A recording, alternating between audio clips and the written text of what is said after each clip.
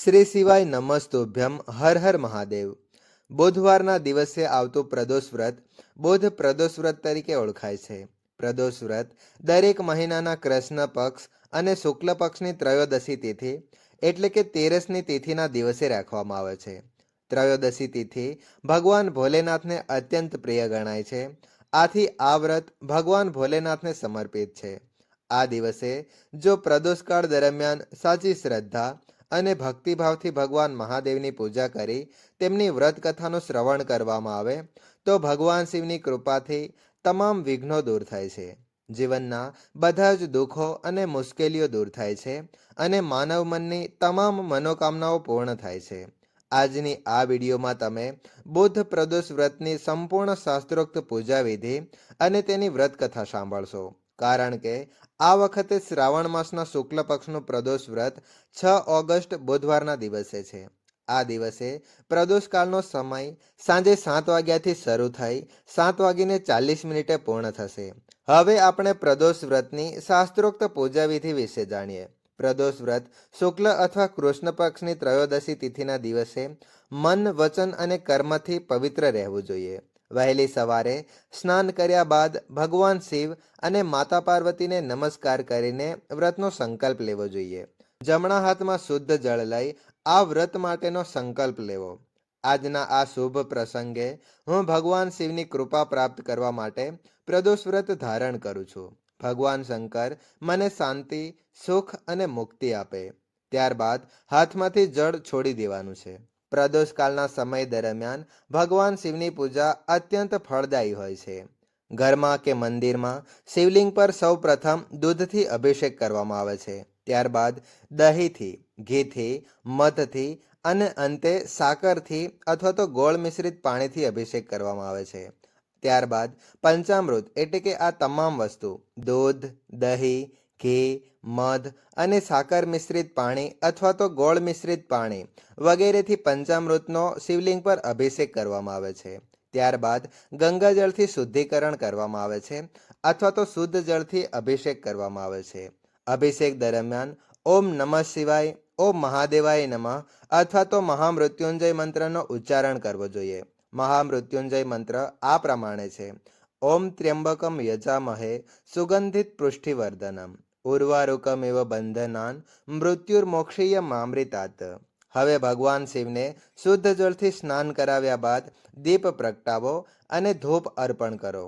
ત્યારબાદ ચંદન અર્પણ કરો, અક્ષત અર્પણ કરો, દક્ષિણા અર્પણ કરો, ફૂલ અથવા તો ફૂલ માળા અર્પણ કરો। ત્યારબાદ ભગવાનને અત્યંત પ્રિય એવા બિલ્વપત્રને અર્પણ કરો। ત્યારબાદ ભગવાન શિવ ભોલેનાથને નૈવેદ્ય અર્પણ કરો। નૈવેદ્યમાં લાડુ, મીઠાઈ વગેરે તમે અર્પણ કરી શકો।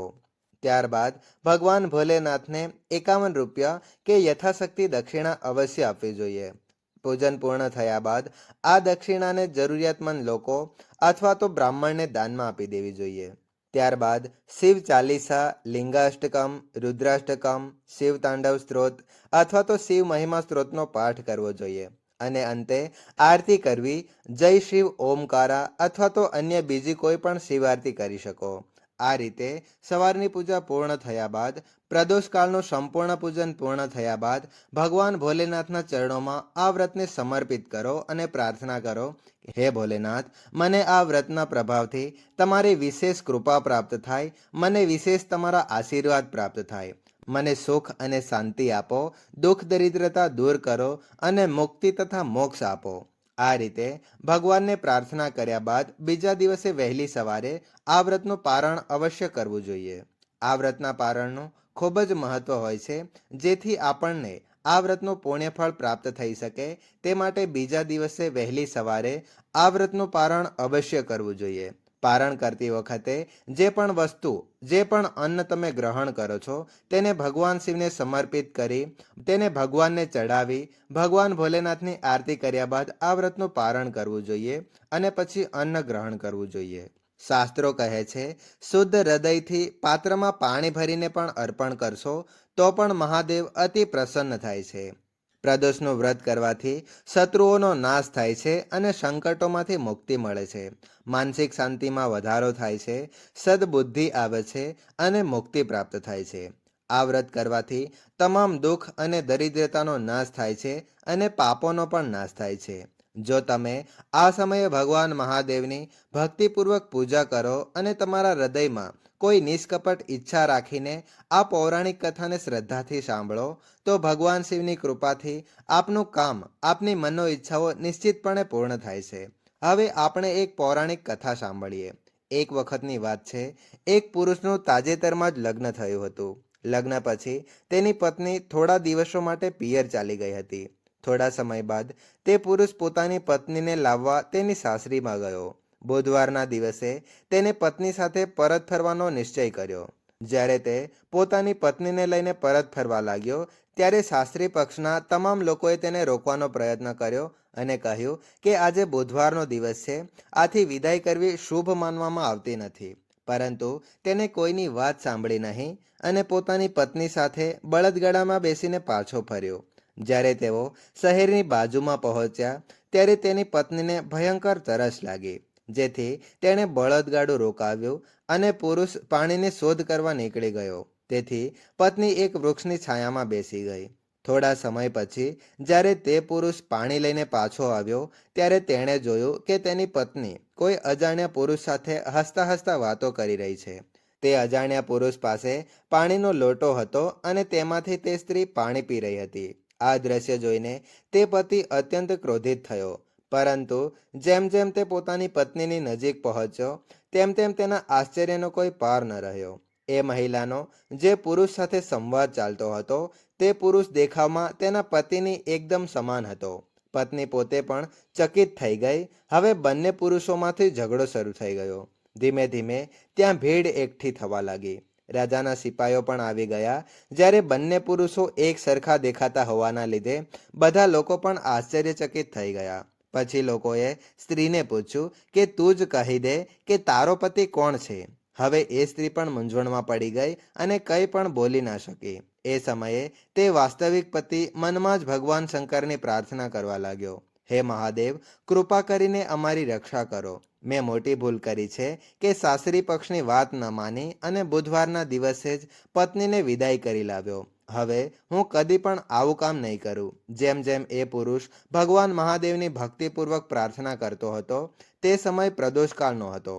ભગવાન શિવે તેની પ્રાર્થના સાંભળી લીધી અને તરત જ તેની સમાન દેખાતો બીજો પુરુષ ત્યાંથી અદૃશ્ય થઈ ગયો.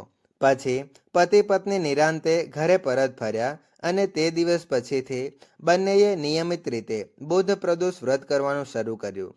આથી કહેવામાં આવે છે કે દરેક વ્યક્તિએ બુધ ત્રયોદશી તિથિએ બુધ પ્રદોષ વ્રત અવશ્ય કરવું જોઈએ, કારણ કે તે જીવનના તમામ દુઃખો અને સંકટોનો નાશ કરે છે. આ હતી બુધ પ્રદોષ વ્રતની વ્રત કથા. જય ભોલેનાથ, હર હર મહાદેવ. બુધ પ્રદોષ વ્રત કથા સાથે સાથે દરેકને બુધવારની કથાનું પણ શ્રવણ કરવું જોઈએ.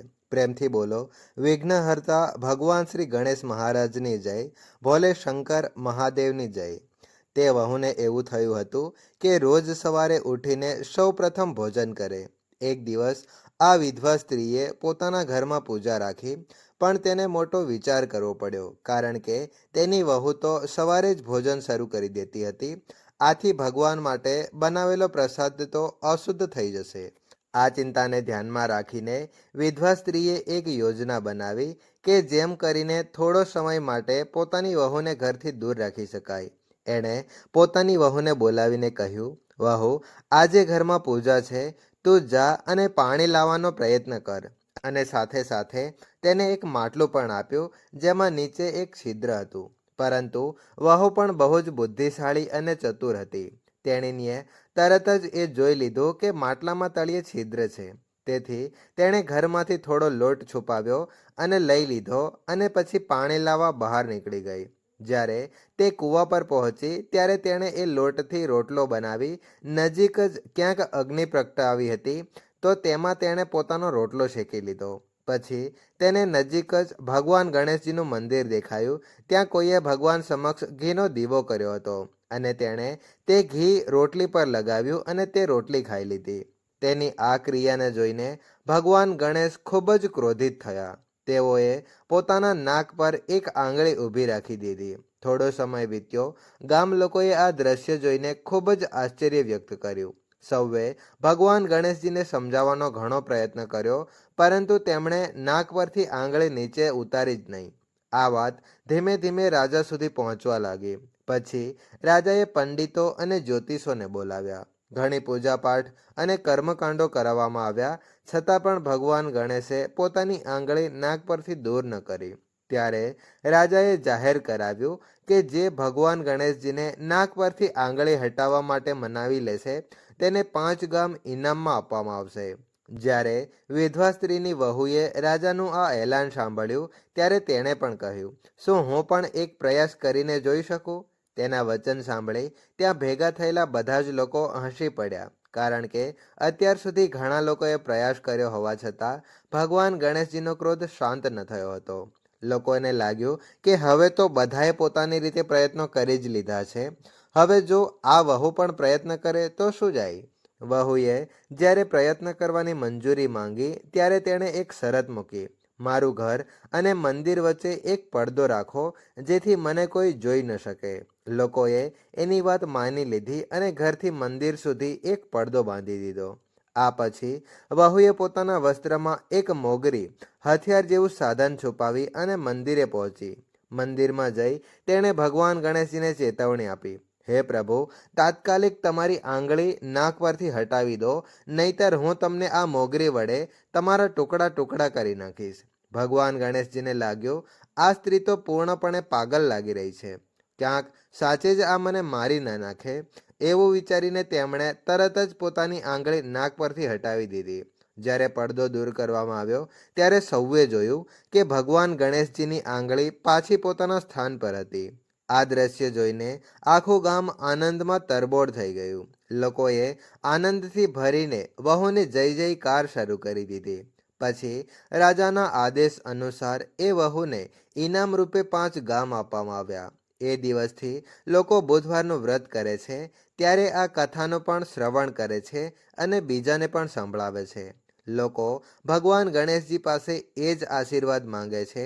જે રીતે તમે એ વહુની વાત માની તેવી જ રીતે અમારી પણ પ્રાર્થનાઓ સ્વીકારીને અમારી મનોકામનાઓ પૂર્ણ કરો. આ રીતે જે કોઈ ભક્ત બુધવારના દિવસે આ કથાઓને શ્રદ્ધાપૂર્વક સાંભળે છે અને બીજાને પણ સંભળાવે છે, તેમની જિંદગીમાં અને ઘરમાં ભગવાન ગણેશજીની કૃપાથી સુખ, શાંતિ અને યશ અવિરત રહે છે.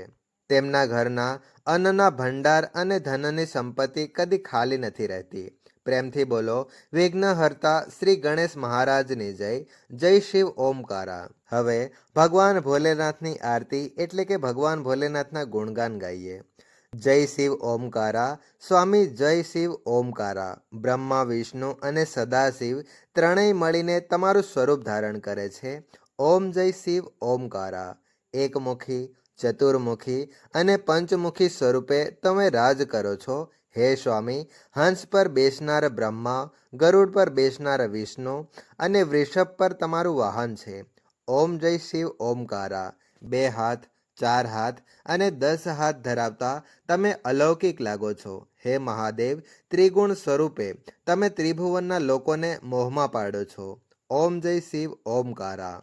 અક્ષમાળા, વરમાળા અને ખોપરીઓની માળા તમે ધારણ કરો છો. હે સ્વામી, ચંદન અને મૃગમદ તમને ભાવે છે અને તમારા માથે શશી એટલે કે ચંદ્રમા શોભે છે. ઓમ જય શિવ ઓમકારા. શ્વેતાંબર, પીતાંબર અને બાઘાંબર પર તમે ભવ્ય લાગો છો. હે નાથ, સનકાદિક મુનિ, ગરુડાદિક દેવતાઓ અને ભૂતગણ તારી સાથે રહે છે. ઓમ જય શિવ ઓમકારા. તારા હાથમાં છે ચક્ર અને ત્રિશૂળ. તમે બધાને સુખ આપો છો અને દુઃખ હટાવો છો. તમે જ જગતનું પાલન કરો છો. તમે કરુણા નિદાન છો. ઓમ જય શિવ ઓમકારા. બ્રહ્મા, વિષ્ણુ અને શિવ ત્રણેય તમારું તત્વ સમજવામાં અસમર્થ છે. તમારા હાથમાં છે પવિત્ર ઓમનો પ્રણવ મંત્ર. તમે ત્રણેયનો એક તત્વ છો. બ્રહ્મા, વિષ્ણુ અને શિવ ત્રણેય તમારું તત્વ સમજવામાં અસમર્થ છે. તમારા હાથમાં છે પવિત્ર ઓમનો પ્રણવ મંત્ર. તમે ત્રણેયનો એક તત્વ છો. ઓમ જય શિવ ઓમકારા. જે મનુષ્ય ભક્તિપૂર્વક તમારી આરતી કરે છે, શિવાનંદ સ્વામી કહે છે કે તે ભોલેનાથના સ્મરણથી સુખ અને સંપત્તિ મેળવે છે. ઓમ જય શિવ ઓમકારા. હર હર મહાદેવ. જય ભોલેનાથ.